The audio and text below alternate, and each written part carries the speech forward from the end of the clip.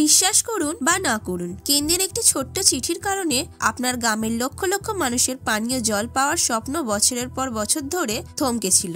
একদিকে নবান্ন যখন দাবি জানাচ্ছে আমাদের ন্যায্য প্রাপ্য দাও, অন্যদিকে দিল্লি করা প্রশাসনিক সত্ত্বে অনড়। আমরা হয়তো 100 দিনের কাজ বা আবাস যোজনার টাকা আটকে থাকার খবর অনেক শুনেছি, কিন্তু এই 1021 কোটি টাকার তহবিল আটকে থাকা ছিল আরো বিপজ্জনক।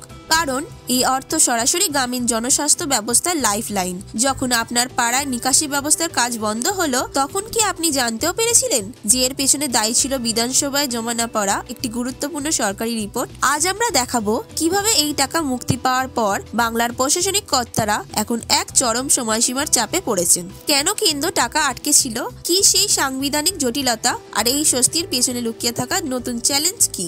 আসুন তাহলে দেরি না করে শুরু করা যাক। তার আগে যদি আমাদের চ্যানেল নতুন হয়ে থাকেন তাহলে অবশ্যই আমাদের চ্যানেলটিকে সাবস্ক্রাইব করে দেবেন আর পাশে থাকা বেল আইকনটি প্রেস করে দেবেন, যাতে এরকমই গুরুত্বপূর্ণ ভিডিও আপনারা সহজে পেয়ে যান।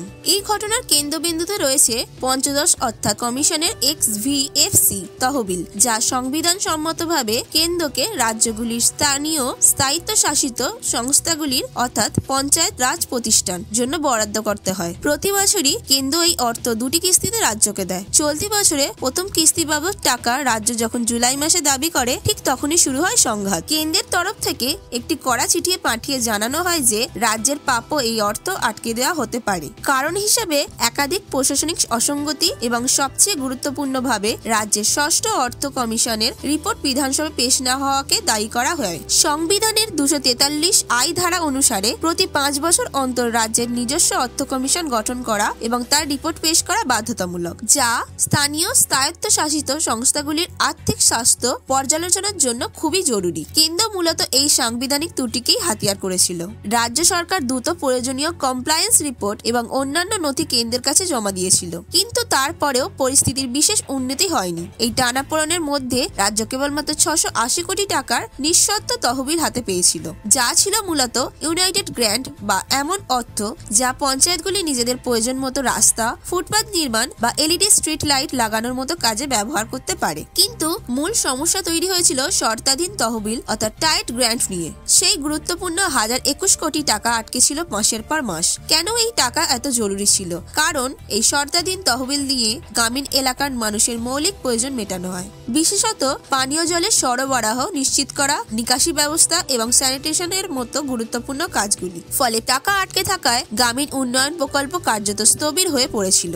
রাজ্যের প্রশাসনিক মহলে এই আশঙ্কাও তৈরি হয়েছিল যে 100 দিনের কাজ এবং আবাস যোজনার মতো যে প্রকল্পগুলির টাকা আগে থেকেই নানা অভিযোগে আটকে আছে, তার মতো এই ন্যায্য প্রাপ্য হয়তো আর সহজে মিলবে না। দীর্ঘ প্রতীক্ষার পর অবশেষে চলতি সপ্তাহে কেন্দ্র সেই বহু প্রতীক্ষিত 1021 কোটি টাকা মঞ্জুর করে। রাজ্যের প্রশাসনিক কর্তারা মনে করেন মুখ্যমন্ত্রী মমতা বন্দ্যোপাধ্যায়ের চাপ এবং রাজ্যের তরফে দ্রুত সমস্ত নথি জমা হওয়ার ফলেই কেন্দ্র এই টাকা দিতে বাধ্য হয়েছে। নবান্নের স্বস্তির হাওয়া বইলেও এই মুক্তির সঙ্গে সঙ্গে রাজ্যের সামনে এসে দাঁড়িয়েছে এক বিশাল প্রশাসনিক চ্যালেঞ্জ। কারণ প্রশাসনিক সূত্র বলছে চলতি অর্থবর্ষ শেষ হতে হাতে বাকি আছে মাত্র 4 মাস। গ্রামীণ পরিকাঠামো উন্নয়নের এই বিপুল কাজ, যা দীর্ঘদিনের অচলাবস্থায় থমকে ছিল, তা এখন এই 4 মাসের মধ্যে দ্রুত শেষ করে তার ব্যবহারের প্রমাণপত্র অর্থাৎ ইউটিলাইজেশন সার্টিফিকেট কেন্দ্রকে জমা দিতে হবে। একজন প্রশাসনিক কর্তা নিজেই বলেছেন যদি টাকাটা আরো একটু আগে পাওয়া যেত তাহলে কাজের গতি আরো বাড়ানো যেত। এখন রাজ্যের প্রধান লক্ষ্য হলো এই স্বল্প সময়ের মধ্যে দ্রুত কাজ শেষ করা এবং অর্থবর্ষের দ্বিতীয় কিস্তি তথা পঞ্চদশ অর্থ কমিশনের শেষ কিস্তির টাকা দাবি করার জন্য নিজেদের প্রস্তুত করা। এই 1021 কোটি টাকার মুক্তি একদিকে যেমন গ্রামীণ উন্নয়নে নতুন গতি আনবে, তেমনি 4 মাসের এই চরম সময়সীমার চাপ রাজ্যের প্রশাসনিক ক্ষমতার এক কঠিন অগ্নি পরীক্ষা নেবে। কেন্দ্র এবং রাজ্যের এই আর্থিক সংঘাতের মাঝখানে পড়ে থাকা গ্রামীণ মানুষের উন্নয়ন প্রকল্পগুলি শেষ পর্যন্ত গতি ফেরে কিনা, সেটাই এখন দেখার বিষয়। আর এই বিষয়ে আপনার কি মতামত তা অবশ্যই আমাদের কমেন্ট বক্সে কমেন্ট করে জানাতে ভুলবেন না। আর ভিডিওটি যদি ভালো লেগে থাকে তাহলে অবশ্যই একটি লাইক করে দেবেন এবং বন্ধুদের সাথে শেয়ার করে দেবেন। আজকের মতো এতটুকুই। ফিরে আসবো আবার নতুন কোনো ভিডিও নিয়ে। ততদিনের জন্য ভালো থাকবেন, সুস্থ থাকবেন। ধন্যবাদ।